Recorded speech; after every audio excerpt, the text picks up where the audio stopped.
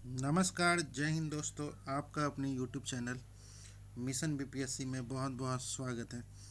दोस्तों, जैसा कि आप लोगों को पता होगा, बीएसएससी सीजीएल 4 की न्यू वैकेंसी आई है, जिसमें बात करें तो नंबर ऑफ पोस्ट जो है वो 1481 प्लस होने वाला है। इसी के तहत एडुटेरिया के द्वारा जो बीएससीसी सीजीएल 4 का टेस्ट सीरीज चल रहा है अभी हाल के दिनों में, उसी का टेस्ट नंबर 1 का डिस्कशन करवाने वाले हैं। अगर आपको इसका पीडीएफ चाहिए तो आप हमारे टेलीग्राम लिंक से जुड़ सकते हैं।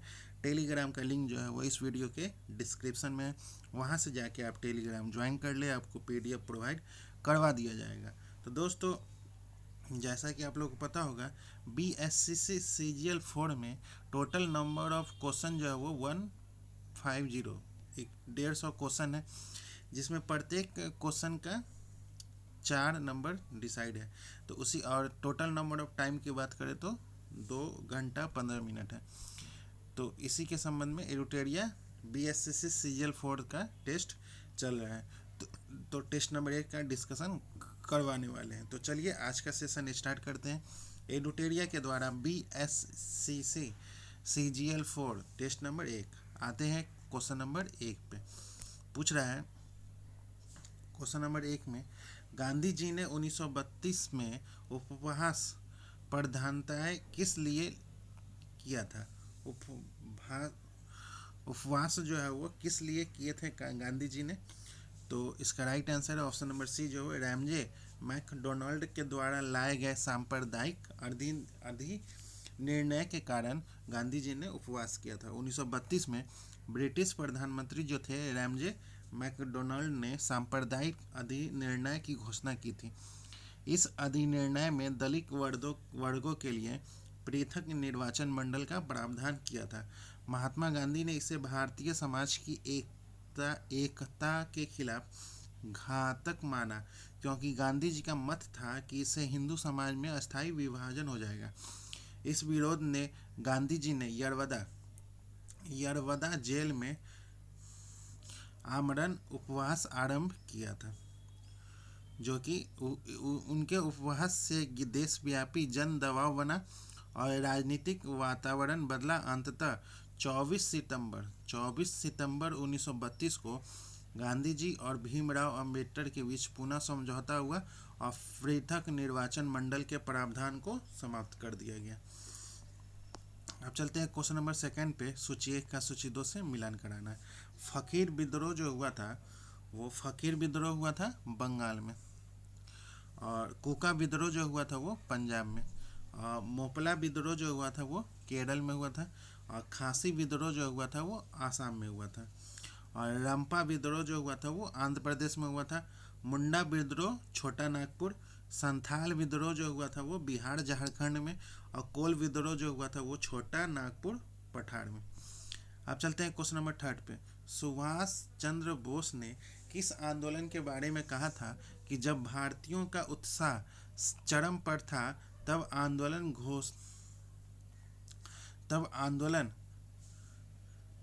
जब भारतीयों का उत्साह चरम पर था तब आंदोलन वापसी की घोषणा राष्ट्रीय विपत्ति से कम नहीं थी? किस आंदोलन के बारे में कहा था? तो ऑप्शन नंबर ए जो है वो असहयोग आंदोलन के बारे में कहे थे।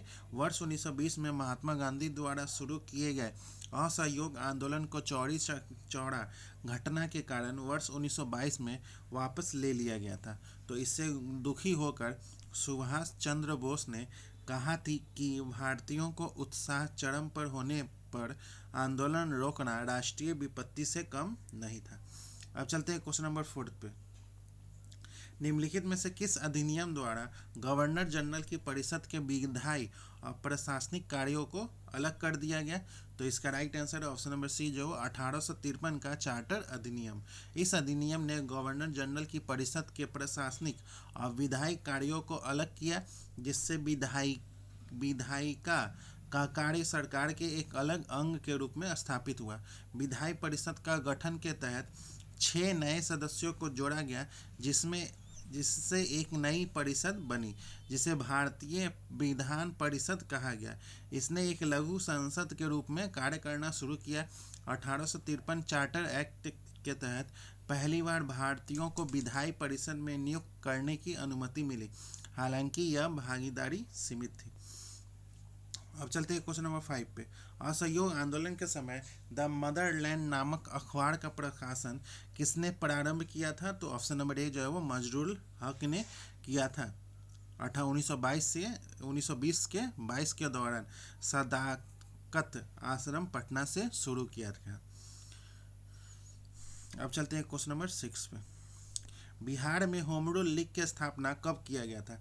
बिहार में जो होम रूल लीग की स्थापना हुआ वो कब हुआ था? तो 16 दिसंबर 1916 को। ऑप्शन नंबर बी जो है वो 16 दिसंबर 1916 को बिहार में होम रूल लीग की स्थापना 1916 में पटना बांकीपुर में हुई थी, जिसका नेतृत्व जो है वो मजरूर हक ने किया था। यह राष्ट्रीय आंदोलन का हिस्सा था और इसके अंतर्गत तिलक ने अप्रैल और एनी बेसेंट ने सितंबर में अपने अपने लीग शुरू किए थे। अब चलते हैं क्वेश्चन नंबर 7 पे। भारत में कागज का प्रयोग सर्वप्रथम कब से प्रारंभ हुआ था?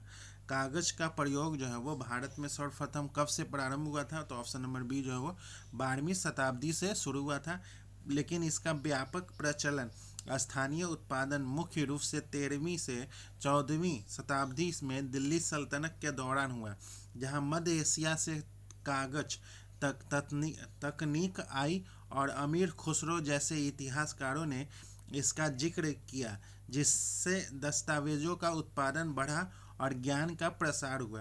पहला कारखाना जो है वो 15वीं सदी में कश्मीर में और आधुनिक तकनीक 19वीं सदी में स्थापित हुआ था।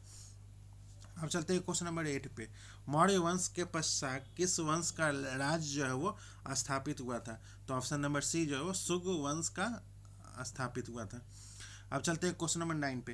किताब उल यामिनी किसकी रचना है? तो किताब उल यामिनी जो है वो नस्र अल उत्वी की रचना है। ऑप्शन नंबर सी जो इसका राइट आंसर है।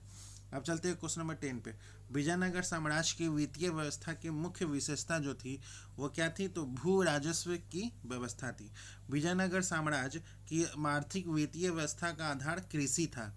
विजयनगर साम्राज्य में कृषि आधारित अर्थव्यवस्था होने के कारण राज्य की आय का मुख्य स्रोत भू राजस्व था। अब चलते हैं क्वेश्चन नंबर 11 पे। निम्नलिखित में से किस अनुच्छेद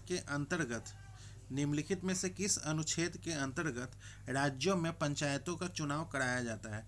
तो अनुच्छेद 243 का के अंतर्गत। अब चलते हैं क्वेश्चन नंबर 12 पे। मुख्य चुनाव आयुक्त का कार्यकाल कितने वर्ष का होता है? तो 6 वर्ष या 65 वर्ष की आयु जो पहले हो जाए। तो इसका राइट आंसर है ऑप्शन नंबर सी जो इसका राइट आंसर है। अब चलते हैं क्वेश्चन नंबर 13 पे। क्वेश्चन नंबर 13 किस संविधान संशोधन द्वारा राष्ट्रीय आपातकाल अनुच्छेद 352 के अधीन उद्घोषणा संपूर्ण भारत में या उसके किसी भाग में की जा सकती है? तो ऑप्शन नंबर बी जो है वो 44वां संशोधन अधिनियम 1978। अब चलते हैं क्वेश्चन नंबर 14 पे। प्राक्कलन समिति संसद के किस सदन के सदस्यों से गठित की जाती है? प्राक्कलन समिति तो लोकसभा के सदस्यों के द्वारा। प्राक्कलन समिति में 30 सदस्य होते हैं और ये सभी सदस्य केवल लोकसभा से चुने जाते हैं। इसमें राज्यसभा का कोई प्रतिनिधित्व नहीं होता है और सदस्यों का चुनाव हर साल अनुपातिक प्रतिनिधित्व के सिद्धांत के आधार पर होता है। इसका कार्यकाल 1 वर्ष का होता है। इसके अध्यक्ष का चयन लोकसभा अध्यक्ष द्वारा सदस्यों में से नियुक्त किया जाता है। यह भारतीय संसद की सबसे बड़ी समिति है और सतत आर्थिक समिति के रूप में भी जानी जाती है। अब चलते हैं क्वेश्चन नंबर 15 पे। विश्व बिहार मानव अधिकार आयोग का गठन जो है वो कब किया गया था? तो 3 जनवरी 2000 को बिहार मानव अधिकार आयोग का गठन किया गया था। आयोग का उद्देश्य जो है वो राज्य में मानव अधिकारों की रक्षा, उल्लंघन की जांच और सिफारिशें देना है। बिहार राज्य मानव अधिकार के अध्यक्ष का कार्यकाल जो होता है वो 3 वर्ष या 70 वर्ष की आयु जो भी पहले हो तक होता है, जो कि मानव अधिकार संरक्षण संशोधन अधिनियम 2019 के अनुसार है। मानव अधिकार आयोग के अध्यक्ष का कार्यकाल मानव अधिकार संरक्षण संशोधन अधिनियम 2019 के पहले 5 वर्ष या 70 वर्ष जो भी पहले होता है तब तक है। अब चलते हैं क्वेश्चन नंबर 16 पे। निम्नलिखित में से कौन कौन से भारत के राष्ट्रपतियों की मृत्यु पद पर रहते हुए हुई है? कौन कौन राष्ट्रपति? तो इसका राइट आंसर है डॉक्टर जाकिर हुसैन और फखरुद्दीन अली अहमद। इसका राइट आंसर है ऑप्शन नंबर बी जो इसका राइट आंसर है। अब चलते हैं क्वेश्चन नंबर 17 पे। भारत के संविधान का कौन सा अनुच्छेद संसद को चुनावों से संबंधित कानून बनाने का अधिकार देता है? कौन सा अनुच्छेद? तो अनुच्छेद 327, ऑप्शन नंबर डी जो इसका राइट आंसर है। अब चलते हैं क्वेश्चन नंबर 18 पे। निम्नलिखित महानुभाव और अनुमोदित व्यक्तियों की रैंक और वरीयता काल क्रमानुसार व्यवस्थित करना है। इसमें से कौन कौन है? तो पहले जो होगा वो पूर्व राष्ट्रपति होंगे, फिर उसके बाद स्पीकर लोकसभा अध्यक्ष होंगे, फिर पूर्व प्रधानमंत्री, फिर सर्वोच्च न्यायालय के न्यायाधीश और सॉलिसिटर जनरल। तो इसका राइट आंसर है ऑप्शन नंबर ए जो इसका राइट आंसर है। अब चलते हैं क्वेश्चन नंबर 19 पे। नीचे दी गई पहाड़ियों का उत्तर से दक्षिण की ओर सही क्रम में व्यवस्थित करना है। तो पहले नल्ला मलाई पहाड़ियाँ हैं, नीलगिरी पहाड़ियाँ हैं, अन्नामलाई पहाड़ियाँ हैं और इलायची पहाड़ियाँ हैं। ऑप्शन नंबर ए जो इसका राइट आंसर है। अब चलते हैं क्वेश्चन नंबर 20 पे।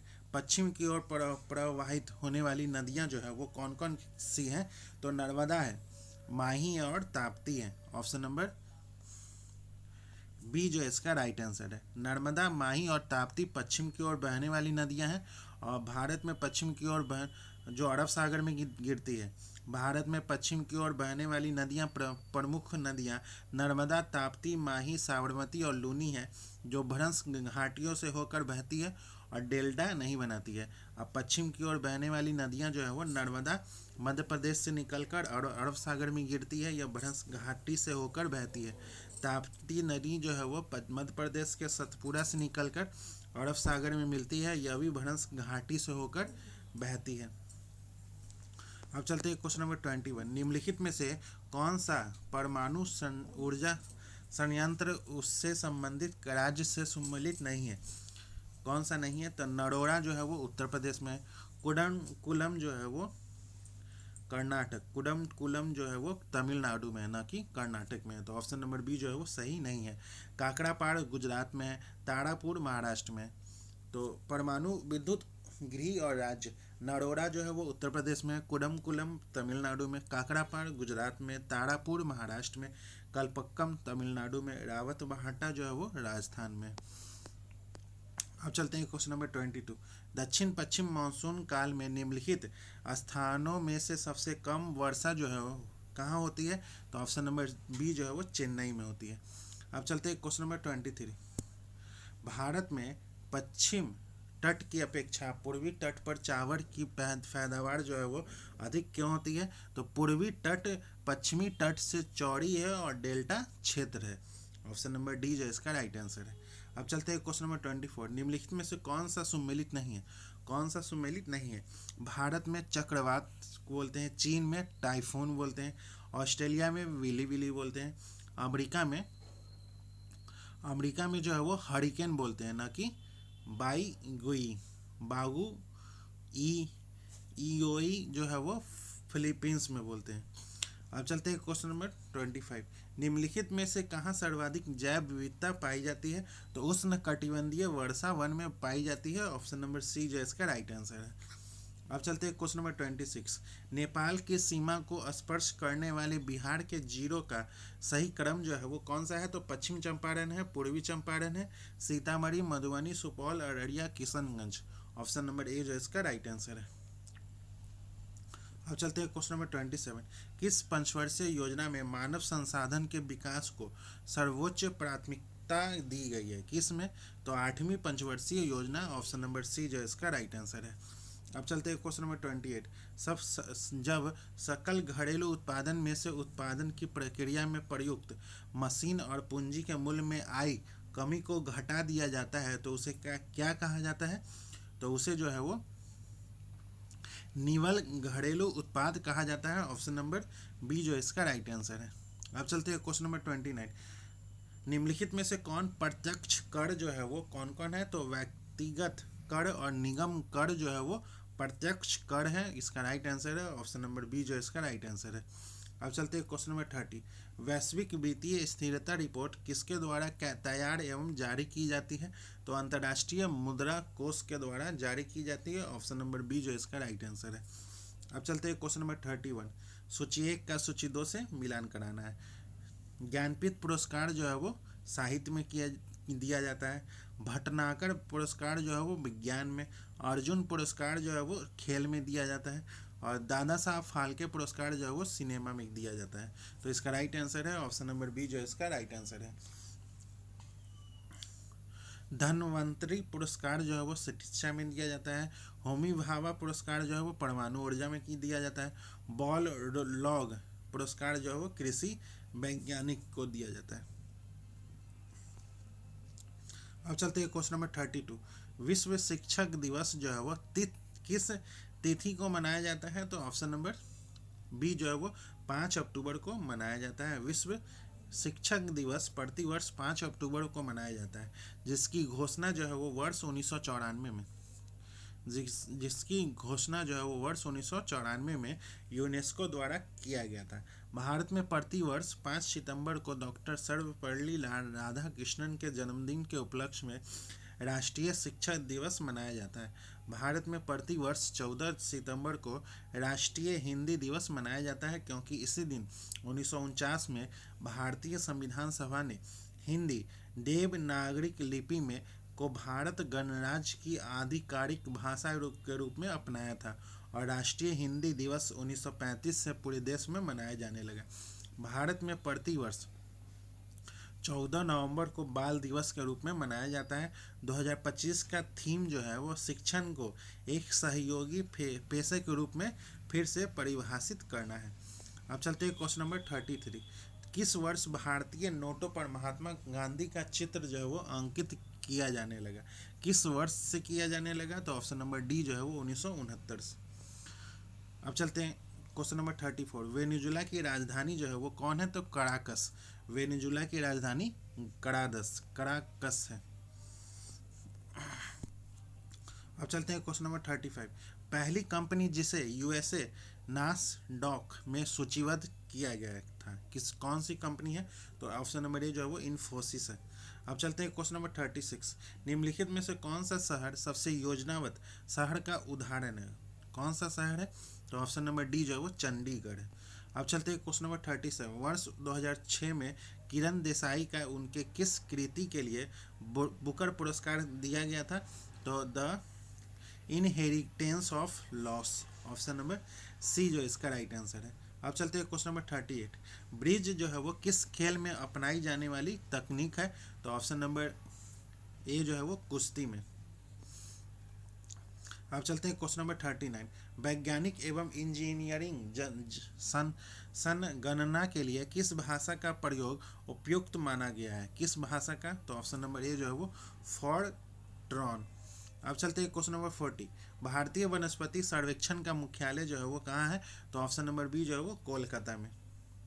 अब चलते हैं क्वेश्चन नंबर 41। किस राज्य के पर्यटन को पाटा गोल्ड अवार्ड 2025 का अवार्ड दिया गया था? तो केरल पर्यटन को। ऑप्शन नंबर सी जो है केरल पर्यटन। अब चलते हैं क्वेश्चन नंबर 42। किस देश ने विश्व का पहला द्वीव टावर सौर तापीय ऊर्जा संयंत्र को शुरू किया था? किसने? तो ऑप्शन नंबर बी जो है वो चीन ने। अब चलते हैं क्वेश्चन नंबर 43। भारत के पहले निजी तौर पर विकसित ऑर्बिटल लॉन्च व्हीकल का नाम जो है वो कौन सा रखा गया था? तो ऑप्शन नंबर डी जो है वो विक्रम-1। अब चलते हैं क्वेश्चन नंबर 44। भारत के किस राज्य ने 4 ज्ञात लुप्तप्राय प्रजातियों के संरक्षण के लिए 1 करोड़ का विशेष बजट जो है वो पेश किया है? तो इसका राइट आंसर है ऑप्शन नंबर सी जो है वो तमिलनाडु है। तमिलनाडु ने भारत में तमिलनाडु राज्य ने 4 कम ज्ञात लुप्तप्राय प्रजातियों शेर पूंछ वाले मकाक मद्रास हेजहोंग धारीदार लकड़बग्गा और हम्प हेडेड महासीर के संरक्षण के लिए 1 करोड़ रुपए का विशेष बजट जो है वो पेश किया है। अब चलते हैं क्वेश्चन नंबर 45। भारत ने किस देश को हराकर अपना पहला महिला वनडे क्रिकेट विश्व कप जो है वो जीता है? तो ऑप्शन नंबर ए जो है वो दक्षिण अफ्रीका को हराकर। अब चलते हैं क्वेश्चन नंबर 46। बिहार विधानसभा चुनाव 2025 के अनुसार विभिन्न पार्टियों को कुल सीटों पर जीत के आधार पर सम्मिलित करना है। जेडीयू को कितनी सीट मिली थी? तो 80। जेडीयू को 85 सीट मिली थी, आरजेडी को 25 और बीजेपी को 89 और एलजेपी रामविलास को 19 और आईएनसी को 6 सीट मिली थी। तो इसका राइट आंसर है ऑप्शन नंबर सी जो इसका राइट आंसर है। अब चलते हैं क्वेश्चन नंबर 47। कैम्ब्रिज डिक्शनरी द्वारा चयनित वर्ड ऑफ द ईयर जो है वो कौन सा वर्ड ऑफ द ईयर ये है? तो पारा सोशियल ऑप्शन नंबर ए जो है इसका राइट आंसर है। अब चलते हैं क्वेश्चन नंबर 48। केंद्रीय मंत्रिमंडल ने राष्ट्रीय सफाई कर्मचारी आयोग के कार्यकाल को कब तक बढ़ाने का मंजूरी दी है? तो 31 मार्च 2028 तक। 31 मार्च 2028 ऑप्शन नंबर डी जो इसका राइट आंसर है। अब चलते हैं क्वेश्चन नंबर 49। निम्नलिखित में से किसने द महात्मा मैनिफेस्टो नामक पुस्तक लिखी है? किसने लिखी है? तो राजेश तलवार ने। ऑप्शन नंबर ए जो है इसका राइट आंसर है। अब चलते हैं क्वेश्चन नंबर 50। अंतर्राष्ट्रीय भारतीय फिल्म अकादमी पुरस्कार IIFA 2025 समारोह के बारे में असत्य कथन का चयन करना। इसमें से कौन सा असत्य है? तो इसका राइट आंसर है ऑप्शन नंबर डी जो है उपयुक्त में से कोई भी असत्य नहीं है। सर्वश्रेष्ठ फिल्म का पुरस्कार जो है वो लापता लेडीज ने जीता है। सर्वश्रेष्ठ निर्देशक का पुरस्कार जो है वो किरण राव ने जीता है और प्रमुख भूमिका में सर्वश्रेष्ठ प्रदर्शन करने वाले अभिनेता का पुरस्कार जो है वो कार्तिक आर्यन को भूल भुलैया के लिए प्रदान किया गया है, भूल भुलैया 3 के लिए। और प्रमुख भूमिका में सर्वश्रेष्ठ प्रदर्शन करने वाले अभिनेत्री का पुरस्कार नीतांशी गोयल को लापता लेडीज के लिए प्रदान किया गया है। अब चलते हैं क्वेश्चन नंबर 51। नीचे दिए गए कथन और कारण पर विचार करना है। कथन: कार्य करने के लिए आवश्यक बल ढकेलने की तुलना में उठाने में अधिक होता है। कारण जो है वो रोलिंग घर्षण स्लाइडिंग घर्षण से अधिक होता है। नीचे दिए गए कुट का उपयोग करके सही उत्तर का चयन करना है। तो ऑप्शन नंबर सी जो इसका राइट आंसर है। कथन सही है परंतु कारण जो है वो गलत है। अब चलते हैं क्वेश्चन नंबर 52। जब प्रकाश की तरंगे वायु से कांच में होकर गुजरती है तब कौन से परिवर्त प्रभावित होंगे? कौन से होंगे? तो ऑप्शन नंबर ए जो है वो केवल तरंगदैर्घ्य और वेग। अब चलते हैं क्वेश्चन नंबर 53। दूध उत्पादकों में वसा की मात्रा मापने के लिए किस यंत्र का प्रयोग किया जाता है? तो ब्यूटीरोमीटर। अब चलते हैं क्वेश्चन नंबर 54। निम्नलिखित कथनों पर विचार करना। पहला, वे पदार्थ जो ऊष्मा को आसानी से स्वयं में से होकर गुजरने देते हैं कुचालक कहलाते हैं। और क्लिनिकल थर्मामीटर में तापमान की परास 32 डिग्री से 42 डिग्री तक होती है। तो इसका राइट आंसर है ऑप्शन नंबर डी जो है वो ना तो ही एक ही ना ही दो ही, दोनों सही नहीं है। अब चलते हैं क्वेश्चन नंबर 55। निम्नलिखित में से कौन सही सुमेलित नहीं है? कौन सा सही सुमेलित नहीं है? एमीटर जो है वो विद्युत धारा, वोल्टमीटर विभवांतर, पोटेंशियोमीटर विद्युत वाहक बल और गैल्वेनोमीटर विद्युत प्रतिरोध। कौन सा सही सुमेलित नहीं है? तो ऑप्शन नंबर डी जो है वो सही सुमेलित नहीं है, क्योंकि गैल्वेनोमीटर एक उपकरण है जिसका उपयोग विद्युत परिपथ में छोटी विद्युत धाराओं का पता लगाने और मापने के लिए किया जाता है। अब चलते हैं क्वेश्चन नंबर 56। डायोड का प्रयोग किया जाता है। डायोड का प्रयोग जो है वो कहाँ किया जाता है? तो एसी वोल्टेज को डीसी वोल्टेज में परिवर्तित करने के लिए। ऑप्शन नंबर बी जो है इसका राइट आंसर है। अब चलते हैं क्वेश्चन नंबर 57। मनुष्य के लिए सबसे हानिकारक विकिरण जो है वो कौन सा है? तो ऑप्शन नंबर सी जो है वो गामा किरणें हैं। अब चलते हैं क्वेश्चन नंबर 58। नीचे दिए गए कोड का उपयोग करके सही उत्तर का चयन करना है। निम्नलिखित विकर्णों के आवृत्ति को बढ़ते क्रम में व्यवस्थित करना है। कौन सी आवृत्ति कब है? तो पहले जो है वो रेडियो विकिरणें होती हैं, फिर अवरक्त किरणें होती हैं, फिर दृश्य विकिरण होता है और लास्ट में जो है वो एक्सरे होता है। तो इसका राइट आंसर है ऑप्शन नंबर डी जो इसका राइट आंसर है। अब चलते हैं क्वेश्चन नंबर 59। प्रकाश की गति किस माध्यम में सबसे कम होती है? तो ऑप्शन नंबर ए जो है वो प्रकाश की गति जो है वो ठोस माध्यम में सबसे कम होती है। अब चलते हैं क्वेश्चन नंबर 60। सीमेंट के ग्राइंडिंग प्रक्रम के अंतर्गत क्लिनिकल चूर्ण में जिप्सम मिलाने का उद्देश्य जो है वो सेटिंग की दर को मंदित करना है। ऑप्शन नंबर ए जो है इसका राइट आंसर है। अब चलते हैं क्वेश्चन नंबर 61। वे तत्व जिनकी द्रव्यमान संख्या और परमाणु संख्या भिन्न है परंतु उनके नाभिक में न्यूट्रॉन की संख्या समान होती है तो वह क्या कहलाते हैं? तो सम न्यूट्रॉनिक कहलाते हैं। ऑप्शन नंबर आइसोटोन कहलाते हैं। सम न्यूट्रॉनिक ऐसे परमाणु होते हैं जिनके नाभिक में न्यूट्रॉनिक की संख्या समान होती है लेकिन परमाणु संख्या और द्रव्यमान संख्या भिन्न होती है। समस्थानिक जो है वो समस्थानिक ऐसे परमाणु होते हैं जिनमें प्रोटॉन और इलेक्ट्रॉन की संख्या समान होती है लेकिन न्यूट्रॉन की संख्या अलग होती है जिसके परिणाम स्वरूप द्रव्यमान संख्या भिन्न होती है। और संभारिक जो है वो ऐसे परमाणु होते हैं जिनकी द्रव्यमान संख्या समान होती है लेकिन परमाणु संख्या भिन्न होती है। और संयोजिता जो है होती है वो किसी तत्व के परमाणु की संयोजन क्षमता है। यह एक रासायनिक अवधारणा है न कि परमाणु संरचना का प्रकार है। अब चलते हैं क्वेश्चन नंबर 62। नीचे दिए गए कथन और कारण की विचार करना है। कथन 1। सामान्य तापमान पर आयोडीन जो है वो एक ठोस अवस्था में पाया जाता है और कारण जो है वो आयोडीन एक उत्कृष्ट गैस है, नोबेल गैस है। तो इसका राइट आंसर है ऑप्शन नंबर सी जो है वो कथन सही है परंतु कारण जो है वो गलत है। सामान्य तापमान पर आयोडीन ठोस में अवस्था में पाया जाता है। यह एक अधातु तत्व है और हैलोजन समूह से संबंधित है। इसका अनुभार जो है वो अधिक होने के कारण यह ठोस रूप में स्थिर रहता है।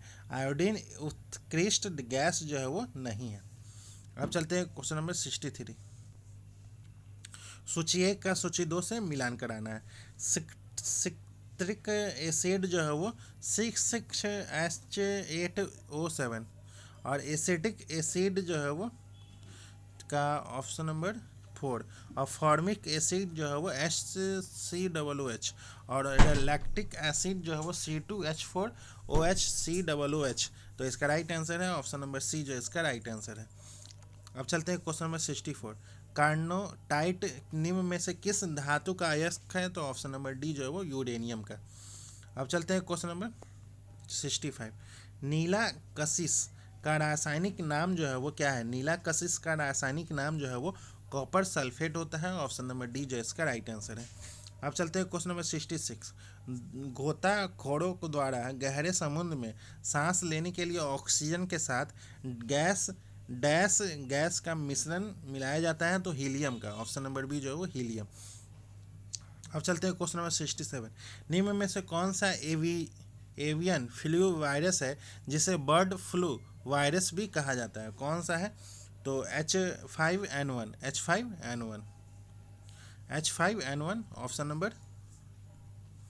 ऑप्शन नंबर ए जो है इसका राइट आंसर है।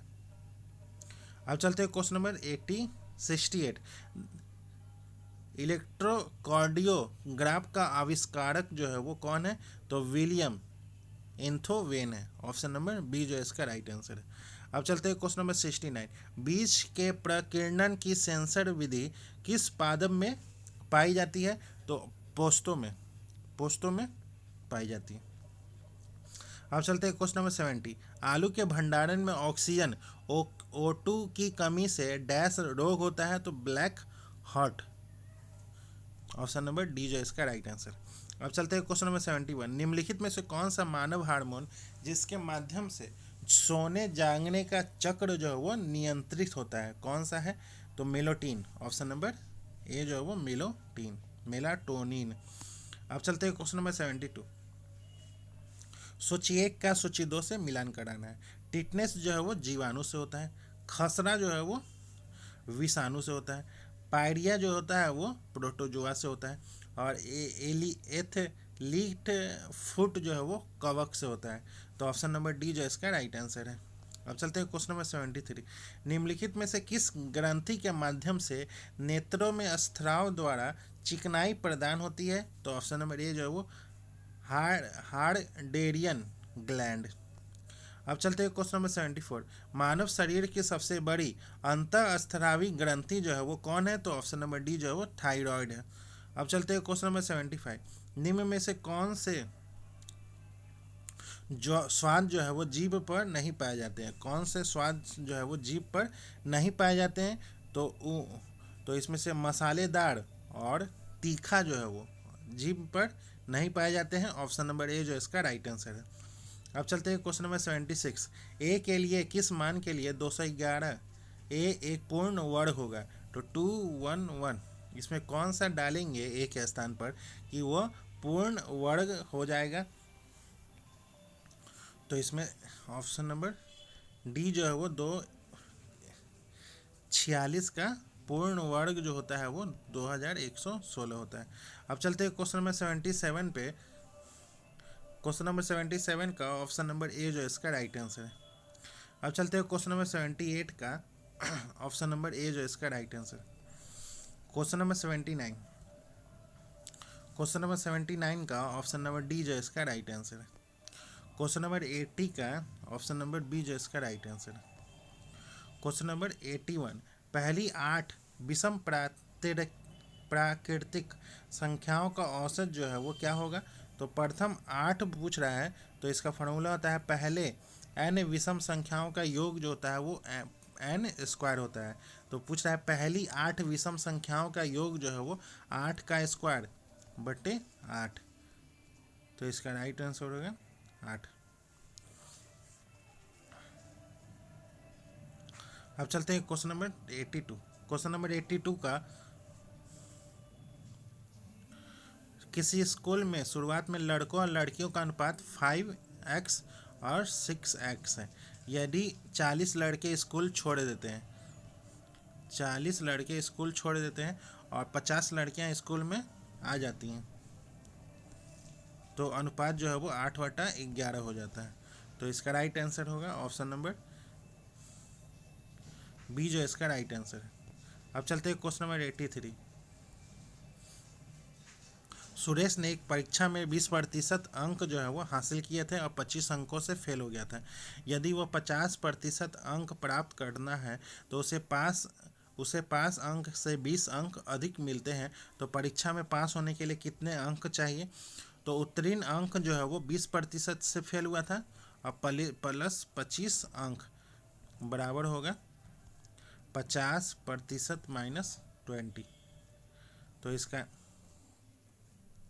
तो इसका राइट आंसर है ऑप्शन नंबर सी जो है वो 55। अब चलते हैं क्वेश्चन नंबर 84। गेहूं की कीमत में 20% की वृद्धि 20% की कमी के कारण एक व्यक्ति को 450 रुपये में 50 किलोग्राम अधिक गेहूं मिल जाता है। गेहूं के प्रति किलोग्राम मूल्य जो है वो कितनी थी? तो 5:2। गेहूं की कीमत जो है वो 5:4 थी और खपत जो है वो 4:5 है। तो एक बराबर होता है 400। एक बराबर 50 kg अधिक मिलती, एक बराबर 50 kg है तो 4 इकाई बराबर 200 किलो। तो मूल प्रति कीमत व्यक्ति जो होगा वो 450/200। तो टू ऑप्शन नंबर डी जो है इसका राइट आंसर है। अब चलते हैं क्वेश्चन नंबर 85। एक व्यक्ति का 3/4 8% हिस्सा 8% लाभ पर बेचा गया और बाकी का 4% नुकसान पर। यदि कुल मिलाकर 600 रुपये का लाभ हुआ तो वस्तु का मूल्य जो है वो कितना होगा? तो ऑप्शन नंबर बी जो है वो 12,000 रुपये होगा। अब चलते हैं क्वेश्चन नंबर 86 का ऑप्शन नंबर बी जो इसका राइट आंसर है। अब चलते हैं क्वेश्चन नंबर 87 का ऑप्शन नंबर सी जो इसका राइट आंसर है। Question number 88। क्वेश्चन नंबर 88 जो होगा वो राजेश ने अमन को 3,000 रुपये और राजा को एक निश्चित राशि के साथ और साधारण ब्याज की एक समान 8% वार्षिक दर पर उधार दी। 5 वर्षों के बाद उसने राजा और अमन से मिलाकर 16,000 रुपया ब्याज प्राप्त किया। तो राजा को दी गई राशि जो अमन द्वारा दे वे ब्याज जो है वो 3,000 पे 8 साल के लिए, 8% पे 5 साल के लिए, तो इसका 1200 रुपया वो दिया था अमन। और राजा द्वारा देय ब्याज जो है वो 1600 में से 400 रुपया हटा दिए तो 1200 रुपया। तो माना राजा द्वारा उधार दिया गया मूल्य जो है वो x into 8 into 5, x into 8 into 5/100 बराबर 400। तो x का मान होगा 1000 रुपये। तो इसका राइट आंसर है ऑप्शन नंबर सी जो इसका राइट आंसर। अब चलते हैं क्वेश्चन नंबर 89। क्वेश्चन नंबर 89 का ऑप्शन नंबर ए जो इसका राइट आंसर है। क्वेश्चन नंबर 90 का ऑप्शन नंबर सी जो इसका राइट आंसर है। क्वेश्चन नंबर 91 का ऑप्शन नंबर ए जो इसका राइट आंसर है। क्वेश्चन नंबर 92 का ऑप्शन नंबर बी जो इसका राइट आंसर है। अब चलते हैं क्वेश्चन नंबर 93। क्वेश्चन नंबर 93 का आर इन रेशियो एच बराबर होता है 3/4 और एल रेशियो आर बराबर होता है 5:3। तो वक्र पृष्ठीय क्षेत्रफल जो होता है वो पाई आर एल होता है। तो इसका एक्स स्क्वायर बराबर 16, तो एक्स का मान 4। आयतन जो होता है वो 1/3 पाई आर स्क्वायर एच, तो 768 पाई। तो इसका राइट आंसर है ऑप्शन नंबर सी जो इसका राइट आंसर। अब चलते हैं क्वेश्चन नंबर 94 का ऑप्शन नंबर बी जो इसका राइट आंसर है। अब चलते हैं क्वेश्चन नंबर 95 का ऑप्शन नंबर डी जो इसका राइट आंसर। अब चलते हैं क्वेश्चन नंबर 96 का ऑप्शन नंबर सी जो इसका राइट आंसर है। क्वेश्चन नंबर 97 का ऑप्शन नंबर ए जो इसका राइट आंसर है।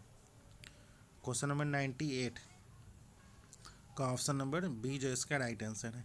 क्वेश्चन नंबर 99 का ऑप्शन नंबर सी जो है इसका राइट आंसर है। अब चलते हैं क्वेश्चन नंबर 100।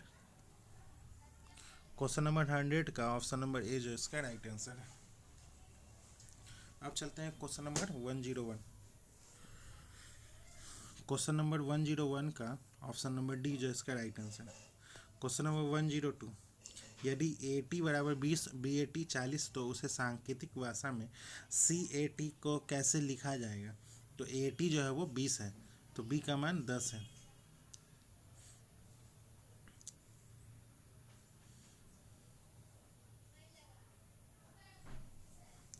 तो इसका राइट आंसर है ऑप्शन नंबर सी जो है वो 60।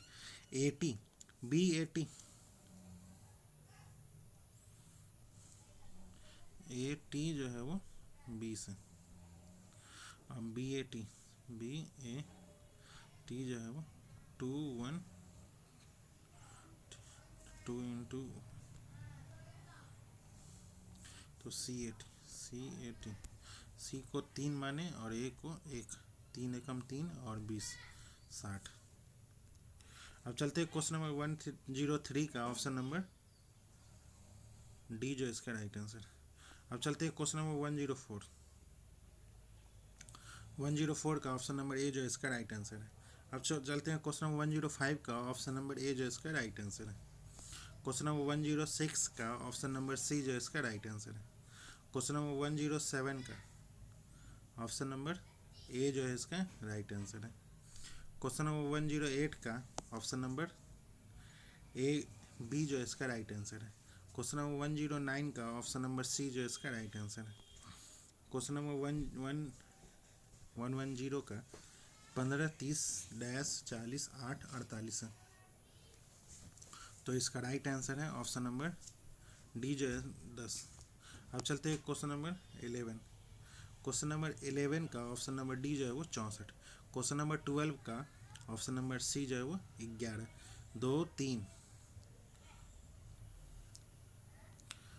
3 4 5 5 7 9 और 11।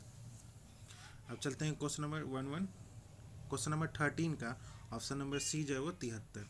क्वेश्चन नंबर 14 का ऑप्शन नंबर डी जो इसका राइट आंसर है। क्वेश्चन नंबर 15 का ऑप्शन नंबर बी जो इसका राइट आंसर है। क्वेश्चन नंबर 16 का ऑप्शन नंबर बी जो इसका राइट आंसर है। क्वेश्चन नंबर 17 का ऑप्शन नंबर ए जो इसका राइट आंसर है। क्वेश्चन नंबर 18 क्वेश्चन नंबर 18 का ऑप्शन नंबर ए जो इसका राइट आंसर है। क्वेश्चन नंबर 19 का ऑप्शन नंबर बी जो इसका राइट आंसर है। क्वेश्चन नंबर 20 का ऑप्शन नंबर ए जो इसका राइट आंसर है। क्वेश्चन नंबर 21 का ऑप्शन नंबर डी जो इसका राइट आंसर है। क्वेश्चन नंबर 22 का ऑप्शन नंबर डी जो इसका राइट आंसर है।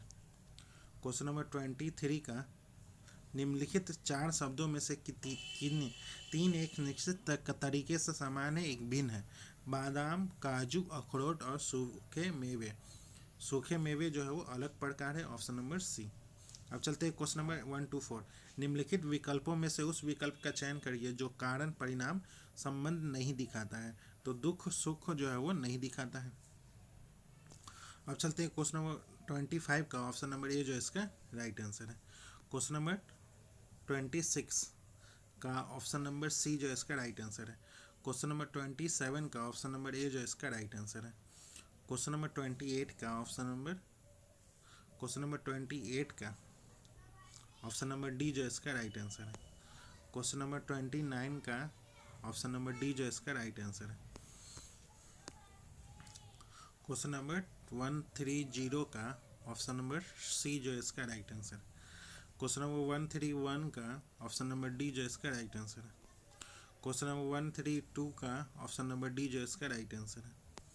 क्वेश्चन नंबर 133, यदि आगामी कल के 3 दिनों के बाद शुक्रवार है तो गत कल के 3 दिन पहले जो है वो कौन सा दिन होगा?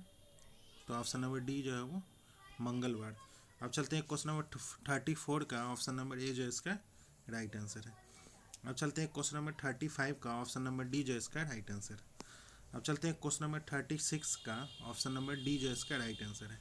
अब चलते हैं क्वेश्चन नंबर 37 का ऑप्शन नंबर ए जो इसका राइट आंसर है। क्वेश्चन नंबर 38 का ऑप्शन नंबर ए जो इसका राइट आंसर है।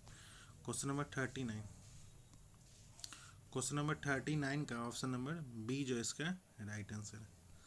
क्वेश्चन नंबर 40, क्वेश्चन नंबर 40 का ऑप्शन नंबर बी जो इसका राइट आंसर है।